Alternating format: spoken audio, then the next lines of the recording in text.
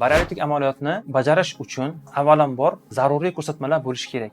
Bu tana massa indeksi 40 dan balandligi, qonda qand miqdorining ko'tarilishi, bemorda o'ziga xos bo'lgan shikoyatlar yuzaga kelishi kerak. Yurganda hansirash, yurak yetishmovchiligi belgilari paydo bo'lishi, qonda qand miqdorining oshib ketishi, qonda xolesterin va past zichllikdagi lipoproteinlarning konsentratsiyasining oshishi, xolesterin miqdorining oshishi natijasida qon tomirlarida har xil ateroskleroz bilashkalarining paydo bo'lishi hamda buning natijasida erkak kishida jinsiy zaiflik yuzaga kelishni boshlaydi. Bunday bemorlarning tanasi vazni ortiqchaligi hisobidan jinsiy aloqa qilishda ham mexanik jihatdan to'sqinlikka yuzaga kelishni boshlaydi.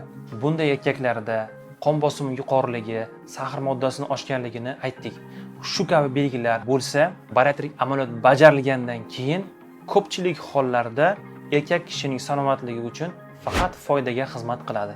To'g'ri, bemorda ma'lum bir vaqt o'tishi bilan vitaminlar yetishmovchiligi, temir tanqisligi, vitamin B12 ning yetishmovchiligi holatlar kuzatilishi mumkin. Lekin bularni o'z vaqtida korreksiya qilib borishimiz natijasida vaqt o'tishi bilan qonda xolesterin miqdori normaga tushadi, qand miqdori kamayadi, organizmda ozish belgilari paydo bo'lgandan keyin yog' moddasining kamayishi, qonda testosteronning ko'payishiga hamda insonning ham fertil jihatdan, ham erkak kishining jinsiy jihatdan ma'lum bir formulada ko'tarilishiga yordam beradi.